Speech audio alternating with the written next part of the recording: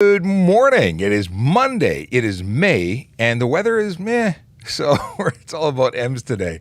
It's the 16th of May, 2022. My name is Sean Shapiro, and this is Ask a Traffic Cop. It's that thing we do Monday to Friday where we answer your traffic and police questions for a whole hour. So hopefully you're here, for however long it takes you to get the answers to the questions you have. We've got a couple of things we're going to talk about. We're going to talk about some things later, some things now. We're going to start off with how to ask us questions, because that is important stuff. If you are watching on TikTok, use the Q&A function. That's that question mark with the bubble. It'll help me see your question. Why? Because if you ask it in the chat, I'm not going to answer. I don't look at the chat. We do have moderators in the chat. They are a magical band of moderators who are volunteers, not paid members, not police officers. They are people from the community, just like you, who want to help make this a safe place. And I say safe place, I mean a place without trolls and harassers and spam. So please don't spam, please don't troll, please don't harass, because we will block you, and no one wants to do that. No one wants to get kicked out. We want to have everybody as part of this party. We're also on Instagram, where you can use the Q&A function, just like TikTok. Something you can do while I'm explaining to everybody on the other platforms what to do. Can you guys tap that screen, until your fingers go numb? It helps the algorithm know what's going on, brings more people to the party. It doesn't cost you a penny. Just tap that screen and share it with anyone you like. Use your socials. I can't say anything today. Okay. If you're watching on YouTube, Twitch, LinkedIn, Facebook, please use the Q&A of the chat. Just ask the questions in chat. I'll see it. I see all of them in one place, so that's easy peasy.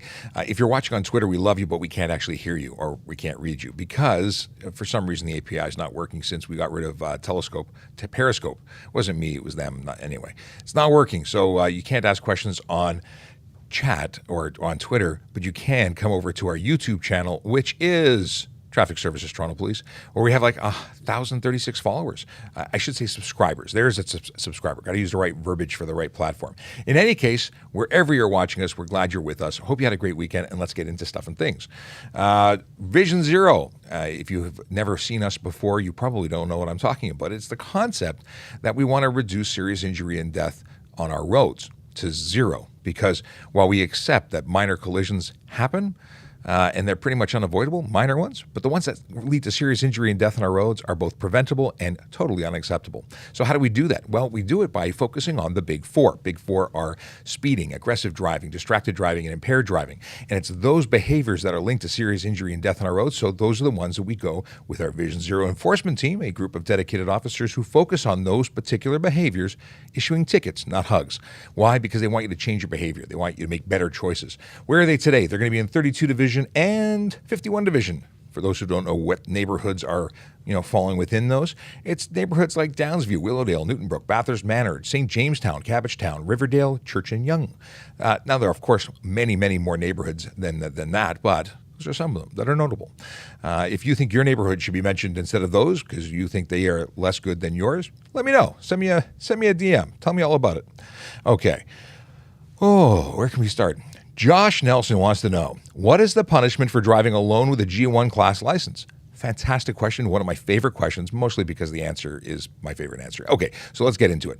The consequence of driving unaccompanied, because you have to be supervised by a G-class driver sitting in the front seat who has more than 4 years experience. Now, that experience starts when they get their G2. So if they're a G2 for 2 years and 2 years as a G, they are qualified to supervise you, assuming they had no suspensions during that time, because then, while they're suspended, they're not driving. That means they don't have experience while they're suspended, because they're driving a couch watching TV.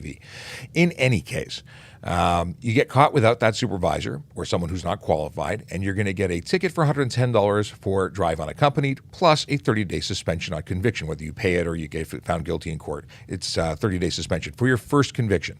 On your second conviction, 90-day suspension. On your third conviction, it is an automatic get out of our program. You're no longer in the graduated licensing program. You lose all money and time that you've invested into the program. You start again, fresh, zero, zilch experience will be afforded to you. So that means that if you were, 7.5 months towards getting your license for a G2, you're now back at zero. So Don't drive unaccompanied. Oh, and a little other thing that's kind of important. If you get into a collision, you're not insured. Yeah, because you're not licensed. And, oh yeah, there's that other thing. The licensed person, the person who gave you their car knowing that you didn't have a license capable of driving alone, they get charged under the Highway Traffic Act too. And if they say, you know what, I want to save my own butt, I'm going to say they took it without consent, well, that means that you stole it or took it without permission, which means you've now ventured into criminal activity because there would be charges for that. In any case, this all started with a question of what happens if you drive unaccompanied with a G1.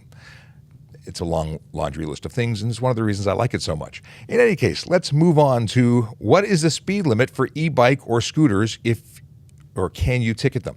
So it's an interesting question. The speed limit is only enforceable on the highway for motor vehicles. Neither of those are considered motor vehicles unless they don't conform to the e-bike or e-kick scooter regulations. Now, oddly enough, in Toronto, e-kick scooters are not permitted anywhere. E-bikes, however, are regulated to not exceed 32 kilometers an hour. If you do or are capable of going over 32 kilometers an hour, they are now motor vehicles, meaning they are now subject to any speeding tickets, as well as the ticket for driving without insurance, for driving without a driver's license, for driving without a license plate. You can see how suddenly it's not an e-bike, it's a motor vehicle, and you're in a bad place. Good morning, Leo wife, my wife, watching on YouTube. Hope you're doing well. And I know it's snack time, so it means my magical babies are watching too. Hi, guys. Love you. Miss you. It's weird coming after the weekend and having to go to work because I'd be cuddling on the couch right now with them. But I miss you, and I'll see you after work. Okay. What is this? Oh, okay. Wessel wants to know what happens and what are the fines if you get caught driver more than one person under 19 with less than 6 months of experience with a G2 class license. I have to look up what the actual fine is because I don't think I've talked about that in a long time, which means I've forgotten. It's my way of dancing around to say I just don't remember. But let's have a look. I think it's a condition, so I think it's $110, but I don't think you may actually get a 30-day suspension for it because you're still a graduated person. So let's see here. G2. Someone's making lots of noise here. Okay, here we go. $110. I was right. Class G2 license holder, more passengers than seatbelts. Here's G2 license holder, less than 6 months, excess passengers under 20. So no points. It is $110. And I don't see if it triggers a 30-day suspension, but I would think it would. But I don't know. We'll have to look it up later. That's as far down the rabbit hole as I can go in that question right now. But thank you for asking it. Let's jump into TikTok because TikTok's got lots of questions. Lots and lots and lots. Did you hear about someone who got pulled over with a G1 and no plates? I did not hear about them, but we just covered G1 oddly enough, so that's cool. Tell me more, Slambo. I want to know what happened with this person with, it's a great username, Slambo. Okay. I imagine it's like a slammed Lambo. I'm just assuming. Saw a couple of Lamborghinis, saw a couple of Ferraris this weekend. Okay. If you get pulled over, should you prep your info? My personal preference, and it's going to be different for every officer, is if I pull you over, I don't want you rustling around looking through your things. I get a little nervous when you start digging for things because people sometimes have guns. But generally speaking, wait until I ask you. I might just tell you that I pulled you over to tell you that your brake lights are out, and I'm not going to ask you anything. I'm just going to tell you your brakes are out, turn them on. So, and I mean that by your nighttime, daytime lights as opposed to actually functioning brake. In any case, I may or may not ask you for your stuff, so don't start getting antsy preparing in advance. Okay, to remove this one. Q, how was your weekend? While I make small talk so I can look for questions to answer. My weekend was eventful. Lots of packing to do. Oh, you are moving soon. Very cool. Yeah, I was doing lots of stuff too. Very, very busy. I enjoyed the sun. I wore a hat, so I did do that this time. I'm still recovering from my first experience watching my kids play in the park, and I got roasted well, which is why I've got longer hair than normal. I'm peeling still. Chia pet. That's it. Someone wants to know if they can keep a baseball baseball bat in their car. Assuming you're going to go play baseball, that's a great thing to carry, so you don't have to go back in the house to get it because when you're playing baseball, if you're carrying it as a weapon, that's a problem. But carrying a baseball bat for the purposes of playing baseball, that's a sports item. Okay, why do bikes have to be on the road versus the sidewalk? Well, the sidewalk is for pedestrians. They need a safe place to be too, and bikes are vehicles. They may be operated on the road, and they have to be operated on the road. You stay to the right, and drivers have to give you a meter of space, that 1 meter rule. Sidewalks, again, vulnerable road users. There's lots of people who need safe places, and they don't want to go on the road, and they shouldn't have to go on the road, whereas you can, because you can travel much faster. It becomes a hazard for pedestrians, really. If you are under the age of 14, so you are 13 and under in the city of Toronto, you can operate your bicycle on the sidewalk, but you still have to be cognizant of the people on the sidewalk and give them safe passage. You have to take care of them. So you have all the speed and the ability to avoid them and not get in their way. You can be charged as a cyclist on the sidewalk if you are traveling in such a way that you are creating issues, making it less safe. Is there a law on how full your trunk is? Back window blocked. Good question coming in from LinkedIn. Okay, so if your vehicle is packed so high and so full that you can't see, as long as you have a side mirror with clear view to the rear, you're okay. That's legal. And thank you, Andrew, for saying it's Andrew. Andrew has security, so we can't always see that it's Andrew. And Andrew used to work with the Toronto Police Service and has since gone off to Rogers, so I hope things are going well there. Now, moving back to the question, if it blocks your view, that's not a problem. But if it is so packed and you hit the brakes and things are insecure and it could be a hazard, there could be an avenue for charges there. But simply blocking the view, as long as you have a view to the rear, you're okay. Extension for a G2 license that expires August 2022. Well, you're in luck, my friend.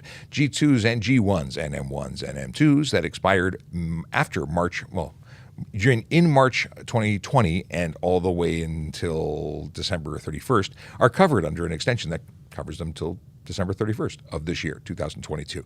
So you're good to go right until the end of the year. That being said, make sure you pass, because I don't know what happens if you don't pass, if you have to take things over the following year. So if you, make sure you get your test for full G. How to get in the police force? So glad you asked. We are hiring. Check out www.tps.ca/careers for more information on how you could join this magical organization. You don't have to become a police officer if you don't want to. Well, you don't have to join our service if you don't want to. But if you're looking for a fantastic employer, a great job, a great place to work, that you found it.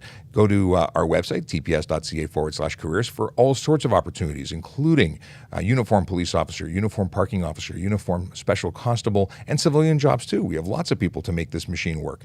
And I say that because we have tech people, we have legal people, we have corporate communications people, and there are jobs in all sorts of different areas all the time. We even have mechanics. I mean, come on. We are the opportunity of a lifetime. When do I need to get an Ontario license? I'm assuming it means you've moved here. You need to apply for an Ontario license within 60 days of becoming a resident. That is the rule. I went to go press something and it didn't react. Let's see what's going on here. What did you have for breakfast today? I did not have breakfast. I am on coffee number 2.5. Okay. I started with one of my thermos. I got a Timmy's when we got here because we do our morning Timmy's walk. And then I made myself an espresso, but I put it in my Timmy's cup because I didn't want to have to make my mug dirty and then clean it again. Do you like Spam? I don't like Spam. I do not. I'm not even a fan of ham. That's not to say I don't eat pork. I just don't like ham. I think that the consistency of Spam reminds me of ham, and that's why I don't want to have either. If you are being rude, if you are making lives miserable by spamming the chat, it's no nice. Please don't. Okay. What is this? I threw up on the screen. You threw up on the screen the careers? Yes, you did.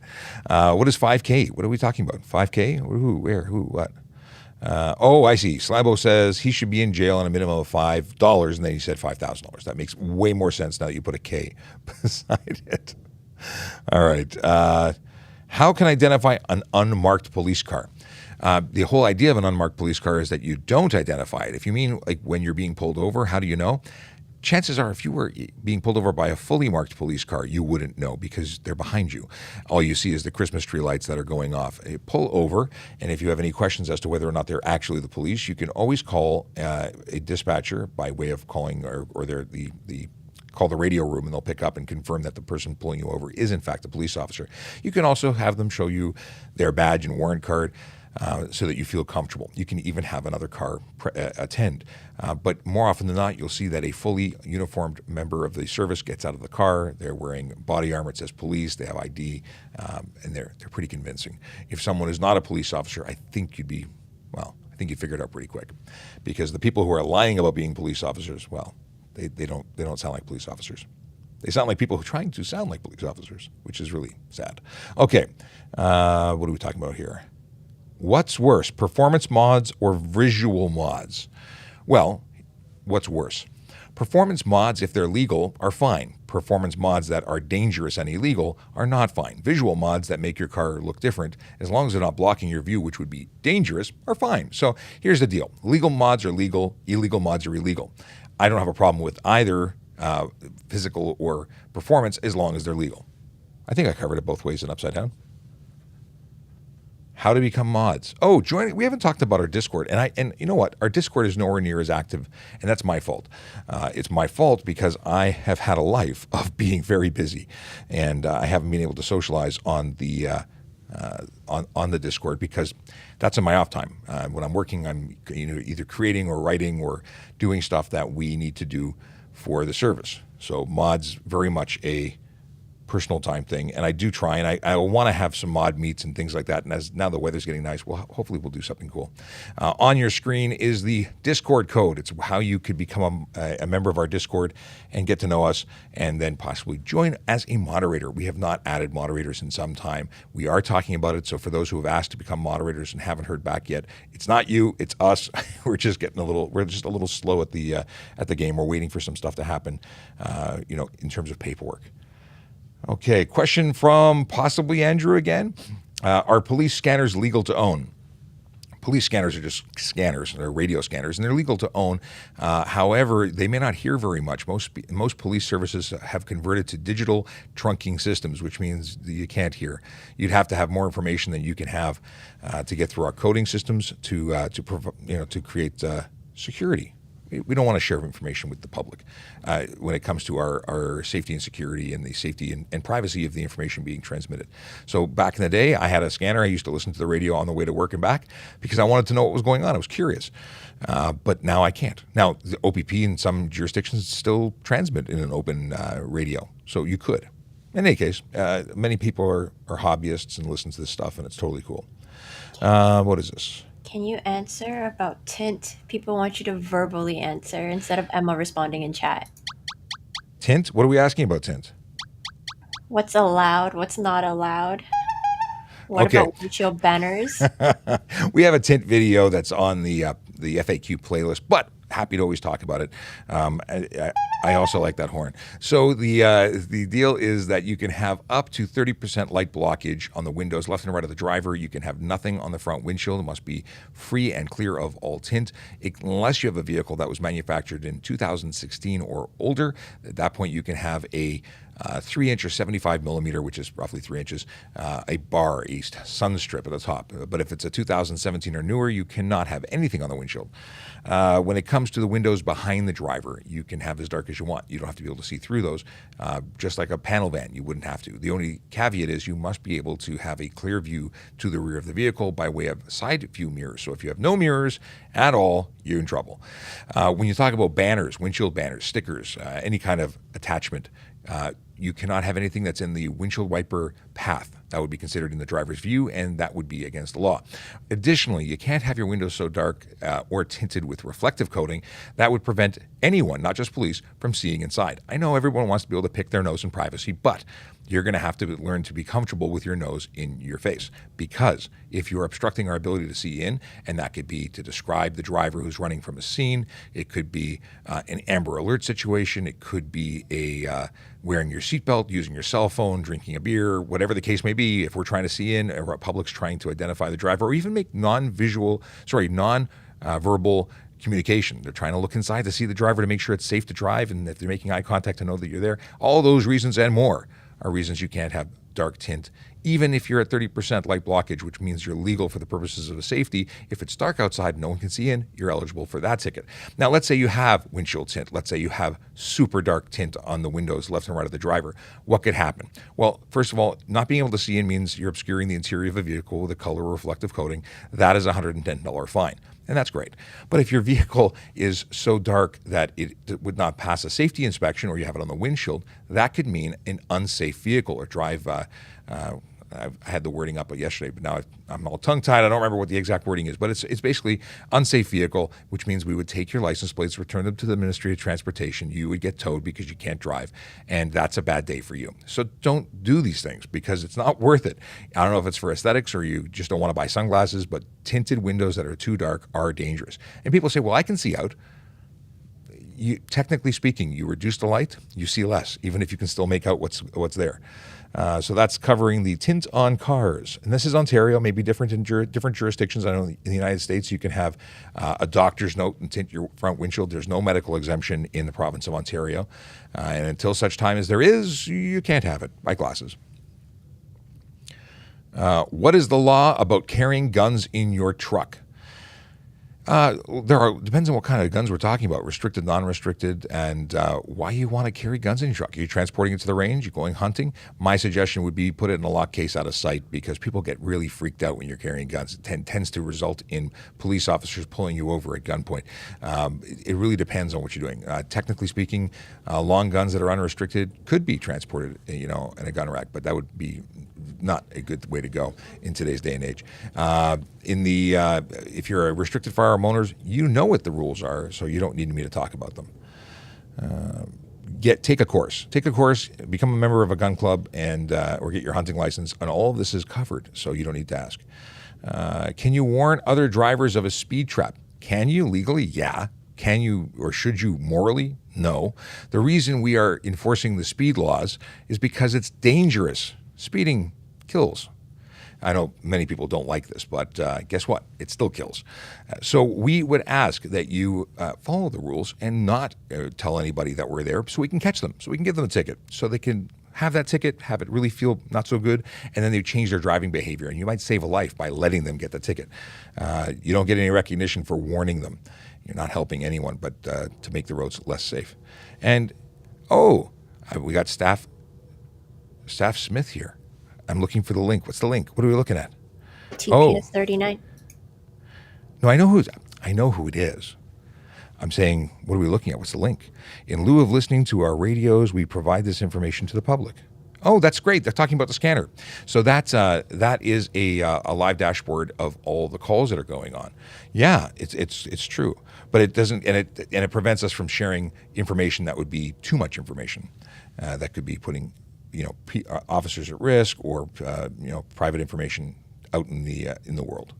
Okay, that's very cool. So this is for those that are on Instagram, and basically on our website there's a live page that shows everything that's going on in the city, which is pretty cool. What is the point of unmarked active police cars? Unmarked vehicles, especially in an enforcement capacity, allow us to go and see people acting the way they would act if they didn't think the police were there. Very often that means breaking the law, whether it be in a criminal respect or driving. So we have unmarked police cars so that we can catch people who are breaking the law and not have them adjust their driving behavior temporarily while they know the police are watching. That concept of when the cat is away, the mouse will play. Yeah. In this case, we are, in fact, the cat. And when you think the cat is away, people very often pull their cell phones out or speed unnecessarily. And the truth is, any speeding is unnecessary speeding because it's against the law. Okay. Tinto Tosi from Montreal says, through Facebook, would it be subject to a ticket when the car cuts you off by, cuts off by the right side on a green light and there's a walker crossing the light? Both cars, this is very involved. Car cuts off by the right side on a green light and there's a walker crossing. Both cars were continuing straight on the street. I don't know. I'm not sure I'm picking up what you're putting down. Q, can you have a look at that and just make sure I'm scanning through it? I'm not getting the question. The drivers crossed through. I'm guessing if there's a crosswalker, because Tinto Tosi did speak about crosswalking before, yes. And if they're going straight on the light is green, but the person cuts through on the right side. So if they're not, they have to yield to the pedestrian. If the pedestrian's not being impacted by them going through, then they're good. They were going straight. So if the pedestrian crossed their path and they had passed that side of the street, they'd be okay to go through if the light was in their favor, or if they were making the right turn. Again, legally doing it. So is this a stop sign or is this a signalized intersection? So many questions. Okay. There's a question coming in from Instagram. If you're driving someone else's car and the officer issues a tint ticket, does it go to the driver of the car Yes, good question. or the owner? It goes to, well, there's two ways to go. If it's so dark that it's unsafe, you could go after, the officer can charge the driver for for the obscure interior vehicle. The owner could be responsible for permitting an unsafe vehicle to be on the road. So there's two ways to go. It depends on what charge is being laid. But generally speaking, it's going to be the driver who's held responsible, even though it's not owned by them. What are the chances of both getting issued then? It's entirely possible. It depends on which charges. When you look at commercial vehicles, the driver gets charged because they should know better. They did an inspection, and then the business who owns the vehicle also gets charged because they put them in a situation to take that vehicle. So interesting. What is this? Can I be in the RCMP if I was born in Canada? A resident. Wasn't. I'm sorry? Wasn't. If I wasn't born in Canada. Oh, if I wasn't. Sorry. Thank you for correcting my reading ability this morning. Yes. I say yes with the RCMP. I assume it's the same as being a member of the Toronto Police Service. You must only be a permanent resident. It does not require you to be a citizen. It may be different for the RCMP, and you're best to check their website for detailed information. Okay. They were going. Okay, so this is more information from Tinto Tosi. They were going straight. It was among themselves, two cars, lights. It was a fight among two cars, nothing to do with walkers. So then I really don't understand what the question. Oh, one car cuts off the right side at a green. I still don't So I guess they're understand. both going straight, and it's on an intersection where the car kind of merges. Oh, into so the they left lane made an instead, unsafe putting lane it in- change. Yeah. So yeah, they can get charged for unsafe lane change. If it was a race situation, it could be stunt driving. I don't know enough to really know where we're going with this, but yeah, definitely there could be charges laid. Unsafe lane change at very least. Driving safer at 100 when everybody else is 120. So driving safer at 100 when everyone else is doing 120, I think what we need to do is acknowledge the fact that everyone needs to do 100. If people are choosing to break the law, stay to the right. Let them pass you. But you are following the rules of the road when you are not exceeding the speed limit. There is no lawful exception or permission for you to exceed the speed limit because you feel that it would be safer to go and break the law with everybody else. Really, what we need to do is change the way we operate. Instead of following the pack and making it okay because they're doing it, we have to stand up and do the right thing and slow down. I'll tell you what, I set my speedometer or my cruise control every morning when I hit the highway, and I stay at 100 kilometers an hour. And when I get onto the highway that is 90 kilometers an hour, I reduce my speed to 90 kilometers an hour. I think actually I was 92 today. I broke the rules. I was up just above. Yeah, I had to back it off. So for a short period of time, I was at 92, not 100. Or sorry, not 90. In any case, did I make people crazy? Sure. Were they all breaking the law? Absolutely. Did I care that they were upset? Not one bit. So, yeah. They figured it out. Okay, he should be in jail? No, we talked about this one already. Remove question. $300 charge in illegal Cadillac. What are we talking? Oh, we're still talking about the... so this is the unplated, unlicensed driver doing 130 and 80. How do you get let off? Okay, I'm going to have to look up the story. Now I'm really interested. I was interested before, now I'm really interested. Can I keep a copy of my ownership instead of the original? Absolutely, assuming that copy is a true copy, which is front and back, of a valid document. It can't be the original document from 1972 and you've had 27 changes of it and updates. You need to have valid versions. Now, I say that, and I don't know if they're going to be reissuing any ownership documents now with the new system, or if you're just going to have a stack of renewal documents with it. In any case, a photocopy of both sides is going to be okay as long as you can articulate that it is valid, or show that it's valid. Can you motorbike at night with a tinted visor? Oh, this is always an interesting question. So can you see? It's the same as wearing sunglasses. There's no charge for wearing sunglasses at night. Having a visor is not related to the vehicle. So could you have an improper helmet charge? I don't believe one exists. Is it safe? No, it's not smart at all. What many riders do, including myself, is I have a tinted visor. It comes off, and I can replace it with my clear visor. At least when I was wearing full-face helmets. Now I tend to wear three-quarter helmets. Let's see here. Best thing, sunglasses for day, clear glasses for night. What is this? There is a post on Reddit about someone driving alone in a G1 being let off with a warning and not towed away. Is that seriously allowed with officer discretion?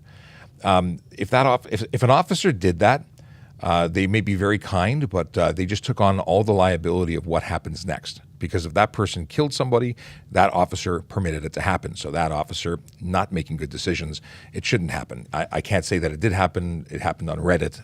We don't know if it's true.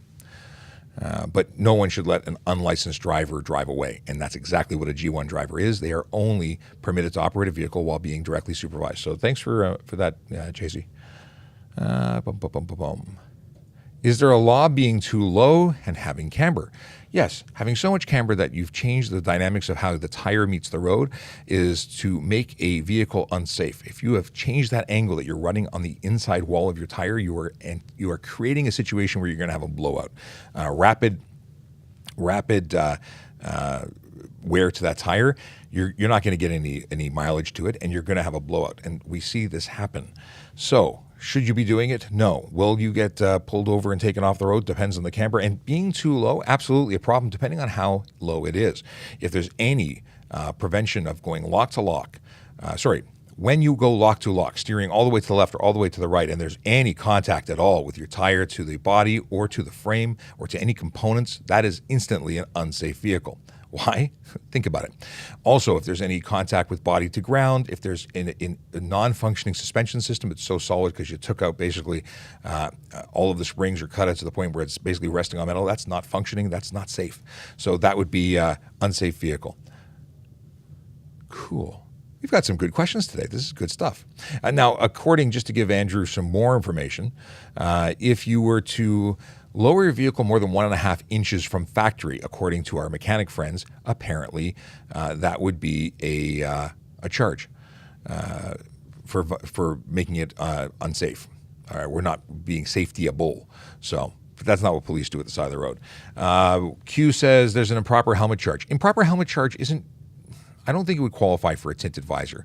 Improper helmet is usually when you have a helmet that doesn't meet the impact or legal requirements for being used on the road, or it's been modified in such a way that it no longer meets the it's more impact. I don't think it's visor situation. Because again, you can flip up the visor. So you can't have, improper, not proper, improper. It doesn't make sense to me. So I don't think it would apply, but I have to reread that section to see if a visor would trigger an improper helmet charge. Here's a good question. We've talked about this a number of times, but you know what? Some people pop in just for a hello and never see us again. Does school speed limit? I have to change the language here. Are school speed limits applicable on weekends and holidays? Yes, unless it's signed otherwise. Some signs say Monday to Friday this speed. Otherwise, and they'll show both options. If it doesn't have an option, it is all the time. So it's whatever the sign says. How long did Good it morning. take? Ooh. We have Sergeant Campbell who's joining us. I will wait. Okay, you are now with a live microphone and all that jazz. Good morning, Sean. How are you? I am well. How art thou? I'm doing good. I've got a few minutes. I was popping by, so Very cool. I'd stop in. This is a good question we can chat about while you're here. We were just deliberating as to whether or not having a tinted visor on a helmet would constitute an improper helmet because it's so dark that you couldn't see. I don't think it would, but it's an interesting discussion point that was brought up. I don't know if it would be an improper helmet because it would meet all the safety specs, except that you've modified it from what it was originally. If it came with it originally. Well, they sell visors, interchangeable visors, Yep. And I don't think there's a law that says between the hours of 9 to 5 you can have it, but when the lights go out, I don't think there's any condition that Nope, would suggest I that. don't think so either. And if we say the helmet had a clear visor, but you chose to wear your sunglasses at night, just like a certain song, could you be charged? I don't think there is a charge. No, that would be applicable. I don't think so. It's just, although I do know that some visors are meant for off-road use only. So you'd have to check the validity of your visor before you attach it. Yeah, I've seen a lot of people riding around with with snowmobile visors because they have those insets for peel off. It looks like there's a little rivet so you can peel things off. I think if it's for... Yeah, that's for dirt biking and that's for the mud. Oh. When you're in a race and you get mud all over your goggles, you can peel off the sticky strip and get a clear view. Things I've never had to deal with. Snowmobile visors, on the other hand, are not legal for the road. Really? Not optically correct? Right, because they are two lenses with an air gap in the middle. To prevent fog. To prevent fogging. and they're not actually legal for the road.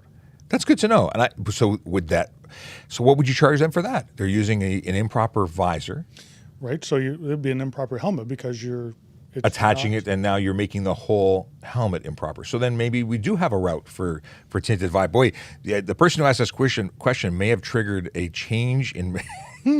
If one applies, then the other one might apply. You know what? We'll have to research it. We're going to do some research. I know that the snowmobile one though says it right on it that is not legal for road use. Interesting. All right. Is motorcycle filtering illegal? If not, what's the fine? Motorcycle filtering, is that where you, I don't know, you're talking about lane filtering. So lane filtering and lane splitting, two different things we talk about. Neither is considered a safe practice. Either could result in charges of careless driving. In Los Angeles, this is where it's legal in some jurisdictions like Los Angeles, very wide highways, and as long as I think it's under 50 kilometers an hour, you can cross or you can travel between vehicles. At high speeds, you cannot, from my understanding. In any case, here, if you were to do that, it could even result in stunt driving charges if you're weaving through traffic at a high rate of speed, splitting between vehicles. Now, filtering is that's actually what you asked. Lane filtering is when you come to slow or stopped traffic traveling between the spaces. Could it be careless? Could be careless. It's certainly not an advised practice. It's not something we suggest doing. There's a lot of, you can't factor what people who are already not paying attention and using their cell phones are doing. It could result in an injury, and it would likely be yours. So each vehicle is legally allowed to occupy a lane, and they get to occupy that space. If you're trying to put a third vehicle in between two other vehicles, I've seen some motorcycles try to pass vehicles while there's oncoming vehicles coming on a two-lane road, going right up the center line. That would be improper. So Same would be in effect for if there's multiple lanes going the same direction and you're going between them. Well, so what happens? So he's talking about filtering. So the traffic has come to a stop. You're 3 cars down. You make a little walkie walk between, just like a bicycle going across the side. That's the filtering, where you're just sort of coming to the front so you can take off at the front and be ahead of the pack, gaining the benefit of a few car lengths. Not suggested practice. No, and you're not supposed to be passing anybody on the right anyways. Or left, in between. Or would you, actually, if you're on the left, you're passing someone on the right too. Yeah. Yeah. All around bad idea. What's the charge? Well, if we went with careless, is that $3.95? Yes. $3.95, 6 demerit points? It all depends. And here's the thing. Traffic, as you may have noticed in the last 3 minutes of conversation, leaves room for interpretation. So some officer may not give you a charge, may not pull you over. Others may charge you with careless driving or something else that they feel is appropriate. Unsafe move. It could be an unsafe move charge. Because there's no specific lane filtering charge. So it's how the officer is interpreting the actions and risk and so on. So I would say don't do it, because anything else would be suggesting that it's allowed and it's not. And it's the observations of the officer. Absolutely. So like I said, some officers may say, yeah, they do it themselves. They think it's okay. I don't know. Everyone's got a different opinion. However, you're going to get someone who says it's not permitted because, well, it's not permitted. Okay. How do cops catch an uninsured or an unlicensed driver? Well, very often it's because we're checking and looking for vehicles to make sure that they are licensed, insured, and that the driver's sober. So we stop cars all the time. We run license plate checks all the time. And if there's any issues with those, we see them. Now the insurance status, whether or not it's confirmed or unconfirmed, comes up, and we can see that when we run your license plate. So very often we pull cars over to further investigate, which is why we then make a demand for license ownership and insurance, so we can verify more fully the details of the information. Well, obviously, if the driver's not licensed, we're going to see that immediately. We already know it. If the person without a license owned the car, we would show that they had a suspended license or they had lapsed and they were now considered unlicensed. Now, when it comes to insurance, again, same thing applies. So it's a lot of things that happen by chance. We run them. We get involved in a speeding situation where they have an infraction. We pull them over. We investigate. Or there's a collision and we investigate. Those are generally. Sometimes we get tips though. Sometimes people call in and say, "Hey, I know my driver, my next door neighbor doesn't have a license and he's driving every day." That happens too. So many different ways. Okay. Questions, lots of questions. Good morning, Ryan Pinn. He's late, and we noticed. How to fight a distracted driving ticket. We believe in prevention versus, action after the fact. The best thing to do is not to use your cell phone or communication device or entertainment device or looking at somebody else's device while operating a motor vehicle, and that would prevent the situation altogether. I can't tell you how to fight those tickets because I would tell you somebody else how to charge you for that ticket. I'm in the business of giving tickets, not defending them. So you'd need to read. Actually, I can tell you one piece of advice. You can go check out the POA Guide for Defendants. It's available for free online. It'll give you at very least some information as to how the court system works. In terms of the ins and outs of the charge, the best thing is don't do it. Yeah, I agree. It all depends on the evidence that's going to be presented to you. Look up that guide and have a look at the disclosure you get.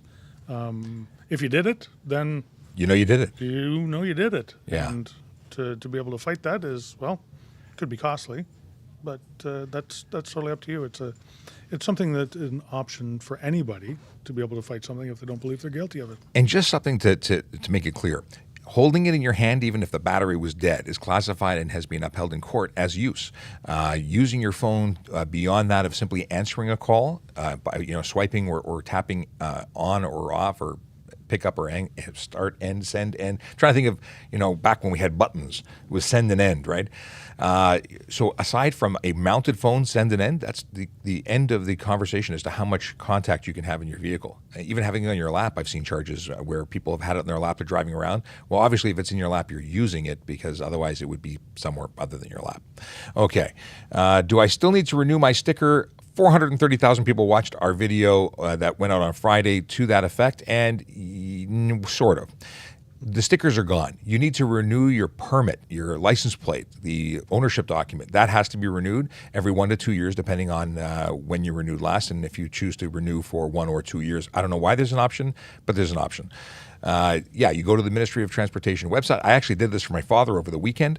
You type in the license plate, the permit number, and you answer the question I've asked as to whether or not you've moved. From there, you can go through, and if it's free, because you have no fines, it'll just let you continue and renew. And again, you can choose 1 year or 2. I don't know why anyone would choose 1 year to have to remember to do it right away the next year, but gives you the option. Some people will be prompted to pay, like maybe my father, who had like $50 of 407 that he had not paid because he wasn't paying attention. People, when they get older, they don't, whatever. He had to pay $50 to renew because he had outstanding debt or fine on his account.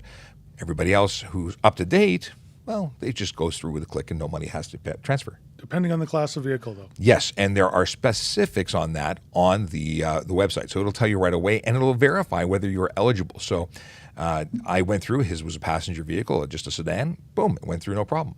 Light trucks, I think it's under is it 35? I think it's 3,000 kilograms. 3,000 kilos? Yep. It's in the video I put up on Friday. Check it out. It's the one with a whole bunch of views. So 430,000, yeah. Lots and lots and lots. So that was a good video for us. In any case, that's the information. You don't have to pay, but you do have to renew. But there's no sticker. Boy. Thoughts on CSIS? It's an interesting acronym. I don't have any thoughts on CSIS. I've never had any reason to deal with them. Have you ever dealt with CSIS? I have not. Wow, they're secret CSIS. Let's see here. What are the consequences of a hit and run? Well, there's charges that can be laid. It all depends on what happens, but ultimately you are responsible when involved in a collision to stop, to report, to exchange information, at very least. Render assistance. And render assistance, especially when, the situations when people hit other people. And they could do so much better by just waiting, making sure they're okay. Necessities of life, making sure that person's okay, calling 911. And when they run, they make things much more complicated. And, of course, the potential of going to jail. Because it gets quite serious. No matter what, it's costly. Yes. It is. And I've had situations where people in parking lots have hit pedestrians, and then they've run away. And the funny thing was, if they would have just stayed, they would have had nothing. They couldn't get charged for insurance. They couldn't get charged for the collision. All it was contact. It would have been reported, but they ran away, and it just got so much more complicated. And they ended up being charged and convicted. For things other than what would have happened if they would have just stayed put and made sure the person was okay. Can I turn left on a red light on a one-way street? So in Ontario, unless signed otherwise, you can in fact make a left turn from a one-way to another one-way if it's safe to do so and after completing a stop.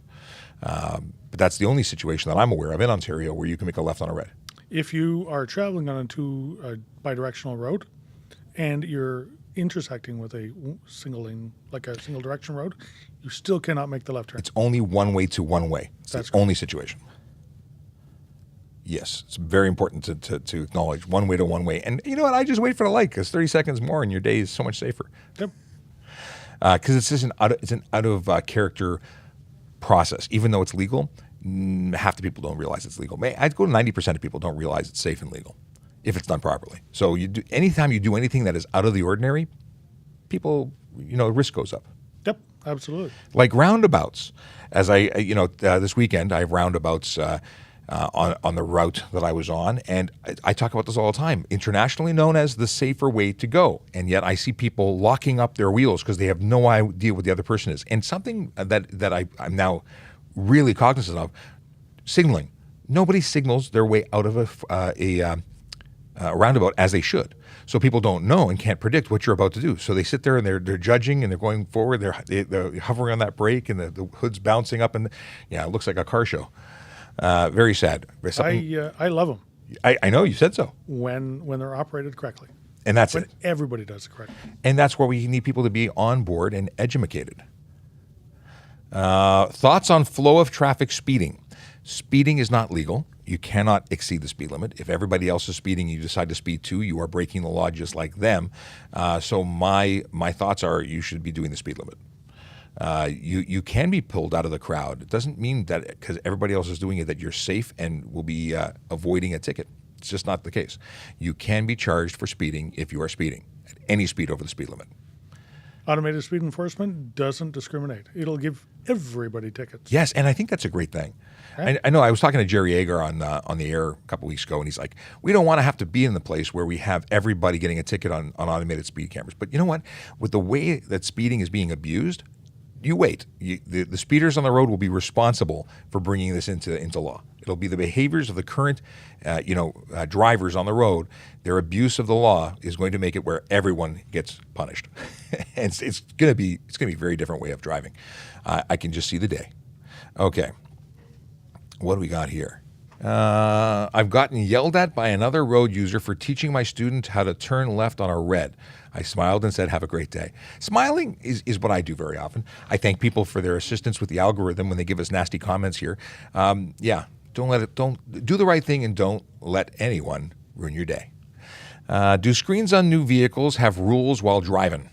So here's the thing, whether it's an electronic control panel or it's a physical knob, don't play with your knobs when you should be paying attention to the road.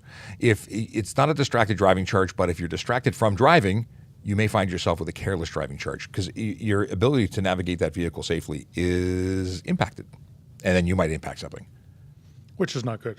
No bueno. I've actually had an occasion where I've charged somebody with a handheld communication device and careless. Oh, yeah? Same set of circumstances. Nice. You know what? Pick it up. That's one charge. Pick it up, use it, don't pay attention to what's going on around you. That's another charge. That is definitely careless. I like that. I like that a lot. Okay. How do you pick yourself up from making a mistake? What do you mean? Like mistakes happen, whether it be me giving the incorrect information on a live show and being corrected by Sergeant Campbell. Or the other way around. Or the other way around. The fact is, it happens, and you acknowledge whatever you did wrong, and you make better choices next time. It doesn't matter if it's me on the air here, if it's driving, if it's anything you do. Mistakes happen. It's part of being human, and if you make a boo-boo, you acknowledge it, you change from it, and then you move forward. Don't do it twice. Yeah, it's shame. What is it? Shame on them, shame on me, that type of thing? Yep. Although not applied properly in this scenario, but if you keep making the same mistake, it's on you. I have 5% on my windshield. Is that okay? Not in Ontario. That's an unsafe vehicle. You're going to get towed because you're going to lose your license plates. And it's an unsafe vehicle. Instant loss of your plates in my books. Although I've seen many people who will peel off their windshield tint at the side of the road to prevent an officer from taking their license plates off and returning them to the ministry. Because ultimately what you've done is, you still get charged, but it's just not taking the plates potentially. Sorry, wasn't paying attention. This is 5% tint on the windshield. 5% blockage or 5% total? Well, I assume he means 5% well, 5%. Good question. Do you mean 5% light getting through, or do you mean 5% light blockage? Because anything on when the windshield is Front windshield? Yeah, no, bad. Doesn't matter whether it's 95 or 5. Yeah. It's a violation that's considered unsafe because you couldn't get your vehicle safetied with that on there. And people argue this all the time. But my eyes hurt. Buy sunglasses. At this point, I'm convinced it's just for looks. Yep. Because there's already UV coating on the glass, so there's no justification for putting that on there at all. Yep. And it's illegal. What are the sound laws for exhausts? Sound laws for exhausts. So unnecessary noise is the big thing that we deal with because we don't do the whole decibel meter thing. That's something the mechanics can do or make sure that it's running properly, 74 decibels at idle. For us, it's unnecessary noise. So if you're creating unnecessary noise, you are, whether it be your exhaust system, your horn because you like honking, or your stereo because you like the beats, or you're squealing your tires. All of those things are unnecessary. But the same thing is doesn't have to be defect. It could be behavior. You could have a brand new Honda Civic that is like an egg beater and quiet, but you like to rev it up to 9,000 RPM to travel at 20K an hour. That's going to be unnecessary noise. So that's a $110 fine. And of course, if you have defects with your muffler, there's additional charges that come out there. Oh, 5% light. Unruly Cordy wants to say confirms it's 5% light getting through. Whether it was 5% light getting through or 95% light getting through on the windshield, that is illegal. And Brian Mills, my buddy, says, good morning, everyone. I'm sure this has been covered before, but if a school bus stops at an all-way stop to let kids out and engages the lights, are all directions of traffic required to stop? I know for safety reasons, everyone should stop, but where does the law fall on it?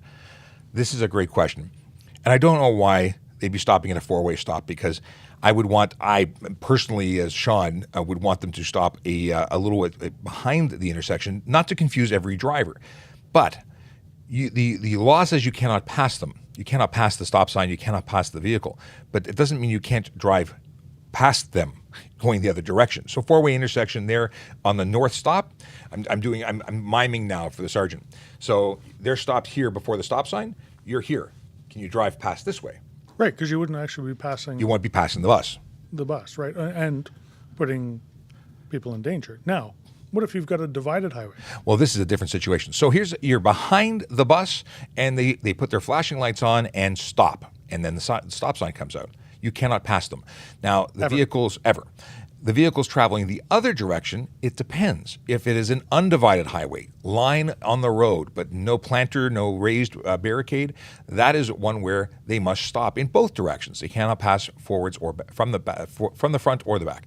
But if there are barricades, if there are those planters, raised areas, barricades, then they can continue. It's a divided highway, and that's where it changes. Same thing for police vehicles, or emergency vehicles. If the lights and sirens are going on a divided highway, you're going the other way. You don't have to pull over, and that's good to know because we see people do some wild and not so good things when they see lights and sirens going, which is a whole other discussion where people lose their minds that we will often go to a call even though our lights and sirens aren't active, and it's for safety. It's because people don't know how to interact with us, and it's unsafe. Yeah, they do silly things. Yeah. What is this? What to do about so many tinted license plates everywhere?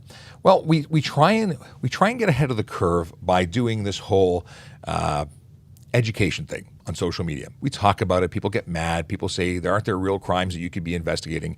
And then we tell them again because we don't want to give you a $110 ticket for a plastic cover on your license plate. It's as simple as that. If you can prevent getting that ticket being stopped and inconvenienced by just following the rules, take it off your plate. Take it off your car.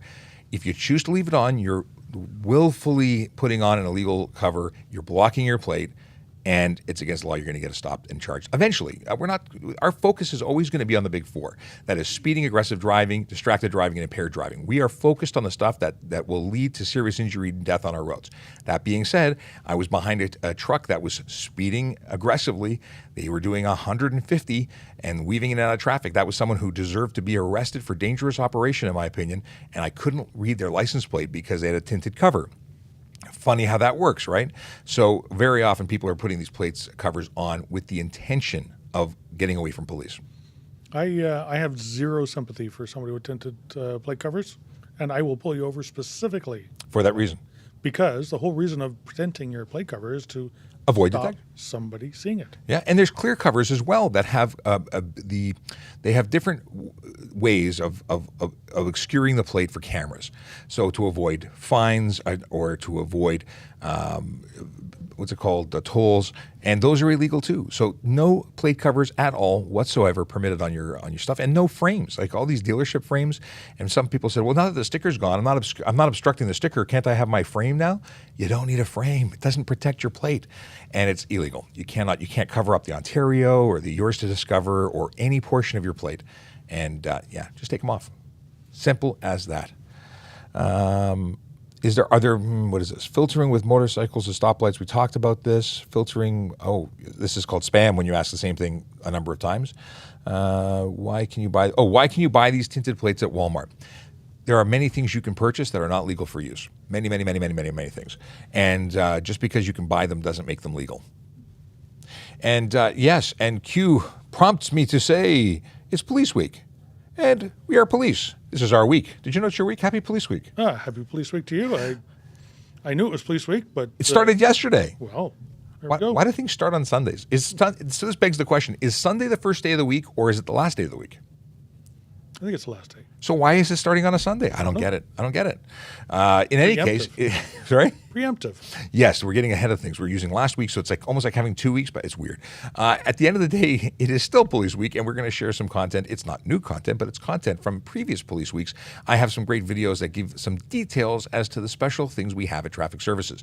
Things like the photo unit, which is now photo officers as opposed to a photo coordinator, but we have him in a video, and he shows off some of the equipment he uses. We have a recon unit. We have our breath coordinator, and we have some videos that just explain a little bit more about what we do. Different from what you see here where we answer your questions. And I've never made a video about what we do.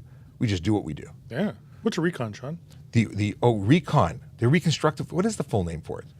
The reconstruction unit. Collision reconstruction unit. Yeah. Well, you know what? This and more you will get from tuning in and watching on our YouTube channel. I might be able to re-clip it for TikTok. I don't know if I've done that, but we'll try that for today. In any case, the week is Police Week, and we will have information for you and go from there. Let's see, what else we got here? Only a few minutes left. Oh, go ahead. How long did it take you to become a traffic cop? I saw that message, and I was going to address it, and then I forgot about it. Sorry.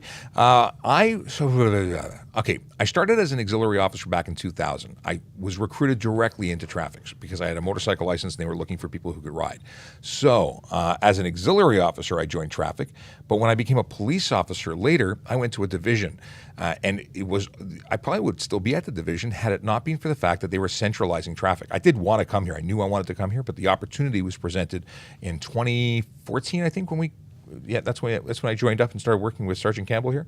I came to B Platoon at Traffic Services because I applied to come down as part of the centralization, and that was history. I always wanted to be here, but I applied to be here. And some people come here because that's where they get when they come out of the college, just because we need people and we get people. So it depends. It used to be that it was a very specific person who was coming to traffic, someone who had years of service and applied and had sort of cut their teeth out on the road and could work on their own, didn't need supervision. It was a very different way of getting in, and it's a very specialized area. I remember back in 2014, saw your name on a list somewhere, and somebody recommended you, and that's why you came to our platoon. Yes, they made a case. They made a case to bring me down. Yeah, and I appreciate that. It was good. It was the beginning of the rest of my life. It sounds like what's that? This is your life. What is that? What was that? That was back in the '60s, or maybe it was Sesame Street. Wasn't there? This is your life. Anyway, I have to go find it and make a video about it. Let's see what's going on here. We're getting mighty close with 1 minute to 11. We may have to extend this by a minute or two. Sean, ever since failed to maintain marked lane was removed as a violation, there is nothing prohibiting a motorcycle from splitting lanes driving between lane 1 and lane 2. I hear what you're saying in terms of fail to drive in marked lane. I don't agree that there isn't anything we can do. I still think the catch-all of careless is applicable, but it's something that the courts would ultimately have to discuss. But that's true. They removed the fail to marked lane and fail to drive in marked lane. But if you're driving within a lane and not on a dotted line, I think you're still in a marked lane. Yeah, well, if you're, in the lane sharing it with another vehicle that is allowed to occupy the entire lane, That's where the careless. That's where it becomes dangerous. And that's why we said, you know what, it all depends on the situation. It all depends on what the officer observed. Absolutely. And how the officer... I got to stop you for 1 second. 5 seconds before Instagram cuts out because we don't have the verification to let us go more than an hour. So it was a blast. We'll be back tomorrow at 10 o'clock and see you then. And they're gone. And sorry, go ahead. We unpaused you. He was sitting here like this. No, I was just saying that, you know what, every situation is different. And if you think it's totally legal, it is not, because if the situation presents itself, the officer could lay a charge. Yeah, and ultimately, like I was saying before when we were talking about it, it doesn't mean you're going to get charged. It's just that you could be charged, and it's not something we suggest, and you take those chances, and you may find yourself in a bind. Also, if it results in a collision, your insurance company is likely going to deny your claim because, again, you're putting yourself in a position of risk, and they're all about managing risk. Let's see here. We're going to put here all right. I'm going to shut off this little amp because we don't need it anymore. I was feeding the Instagram folks with audio, and they're gone. So turn it off. Same with my battery. Okay. What is this? You've got Good Soul Make Podcast. Would listen to it. Hey, guess what? We actually do have a podcast, and I just finished editing episode number 4. You know, that whole concept of once a week, that's a lot of commitment, but we're working on it. I did an episode. So first of all, it's called TPS Traffic Jam. It's where we jam with people who want to jam about traffic. It's no music. We're just talking jam. It's different. What kind of jam? Raspberry's my favorite. Ooh. I'm a raspberry. I'll deal with strawberry if I have to, but I'm really all about raspberry. But with sufficient and appropriate peanut butter. Gotta have it. So we have TPS Traffic Jam. We're on episode 4, which is going to be uploaded maybe today, maybe tomorrow. But you can then listen to it while you drive without having to worry about wanting to watch us because we're a distraction. It's not the same format of this. It's not a Q&A. It's not just bundling up this episode and replaying it, although that could work for filler. We actually do an interview-style show, and the show that's coming out next is with Carolyn Swinson, who is the director. Sorry, she's a director? She is Victim Services, Director of Victim Services for MAD Toronto, Mothers Against Drunk Driving. And that is exactly what we talk about for about 45 minutes, and it's a great episode. She has quite an interesting story, and I know we'll have her on again because it was great having her, and this was just the first of many. MAD is one of our partners. They do amazing work, and I learned so much. And not only did I learn so much during that episode, but the very next day, somebody came upstairs and said, hey, we've got somebody was involved in losing a family member to impaired driving, and they want to volunteer with MAD. Would you know who I could direct them to? And I went, hey, it's kismet. I was able to connect them to not only get support, but be able to help and support MAD. It was perfect. It was truly, kismet. Anyway, let's go here. Oh, Ryan Pin says Costco strawberry jam is what he likes. Yeah, I know we're friends, but I like strawberry. I could deal with it if I have to, but it's not my thing. It's not my jam, man. It's not my jam. I need you to verbally confirm something, sirs. What's Our up? B-plate series covered for warranty for exchange. So here's a funny conversation. I was getting gas at Costco yesterday, and when I was you going? Yeah, I have to run. Okay. So you do your Costco story, and then I'm going to run. I will say bye to everybody. Ciao for now. Thanks for stopping by. Bye, Sergeant Campbell. He is gone. So I'm getting gas at Costco, and I happened to notice that the chap beside me in the gas pump had a fully peeled plate, like nothing left on there, not nothing, just pure metal. And I said, "Is that a B series plate?" And he says, "Yeah." And I said, "They cover those for free?" And he goes, "Yeah, no, they don't." And he got into an argument with the people at the ministry who denied replacing his plate for free. So that's interesting because I've had many people who follow us say that they have, in fact, had their plates replaced at no cost because the B Series is one that is acknowledged as defective, and they've extended, I think, forever the replacement on it. So now the question is, who's right? We've been told one thing. Is it accurate? If you work for the Ministry of Transportation and you know the answer to this, please reach out to us because I'm about to send an email to find out from on high as to what the rules are, because we've been telling people, because we were operating under that information, that B Series had that extended period because they were acknowledged defective from manufacturer. The other ones have a 5-year term. So if you have a license plate that is within 5 years old, it fails, you should take it in and get it replaced under warranty. If you're not covered, then it's $59, which is a lot more than it used to be. I remember when plates were like $10. Just saying. What do we got here? And what's Sean the Chen ticket? says LOL. What's the ticket? $110. So would you rather pay $59 or pay $110, guys? At the end of the day, but it's not okay. I acknowledge that it is better to pay $59 than on $110, but it is not okay for them to have different rules at different locations. It should be covered or not covered, and it should be absolutely clear. I need water. Should pull it. What am I going to pull? Should the rules apply to everybody, and should the warranties be clear and understandable? Yeah, that's not a pull that's going to go anywhere. Or it should go only one direction. Big Jeff Fresh says, I believe there was a certain point in the B series that became covered. When I did my plate renewal, they took mine and didn't charge. See, there's someone who had a situation that falls into the category of we were told the right information, but it also has the slide of maybe it doesn't. Anyway, BR series are covered. Oh, does it say that on the website? Is that Q says BR series are covered? And are they my covered? brothers had BR series, and they both were covered. Okay. Oh, sorry. BR or BR? B, and then the second letter is R. So BR series, bruh. Yes, bruh. I just got a notification on my screen that questions asked more than 5 minutes ago cannot be answered. Did you know that?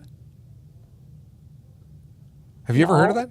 You've No, never heard because that? Before, every time I threw something up on screen, you always grabbed it. Well, it just said that on the screen. I've never seen that before. Questions asked more than 5 minutes ago can't be answered. That's very weird, I think. Ace in the Hole wants to know what happens if you cause an accident with death.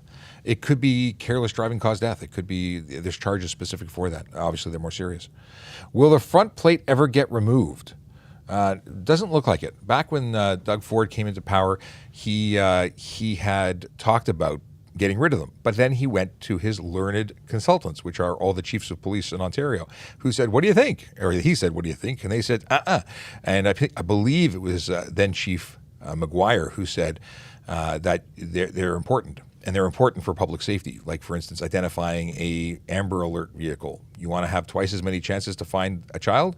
That's how you do it, by putting twice as many. Wait, can we put 4 plates on a vehicle? Make them really, really big so we can see them from outer space? Whatever it takes to get kids found or find bad guys or bad girls or bad people. Anyway, it's been a blast. It is 7 minutes after 11. We've gone a little overtime, but we like doing this kind of stuff. We missed you all weekend, and it's good to be back. We will be returning tomorrow morning, and that's at 10 o'clock. Yeah, let's call it a thing. And we will be answering more of your questions right here, just like we have been. But if you're really diligent and you want to check out the archives of everything we've ever said, you can go onto YouTube, where they're all available for replay, and they're all organized on playlists. And I say that meaning I have to go make sure the playlists are organized. Additionally, you can be following us on Traffic Services at Twitter, Traffic Services Toronto on Instagram, Traffic Services at Twitch. You can follow us everywhere. It's all good. We will be... What is this? So long from the future and the... take care, Ryan. And what else can we say? Anything else to say? Happy What are your Police socials? Week. My socials. Ask a Traffic Cop. You can get me everywhere. Twitter, not Facebook. Twitter, Instagram. Did I say Ask a Traffic Cop? Yes. Voiceover cop. Voiceover Cop. Wow. Autopilot is running strong today. Ask a Traffic Cop is a great hashtag to subscribe to, but Voiceover Cop on all socials. And we will see you soon. Good show, sir. 10, I liked it. 9, 8, Hopefully I get enough. I get this amount of sleep tomorrow so I can do this all over again. 4, 3, 2, 1, 0. That was like the best timing for both music and count.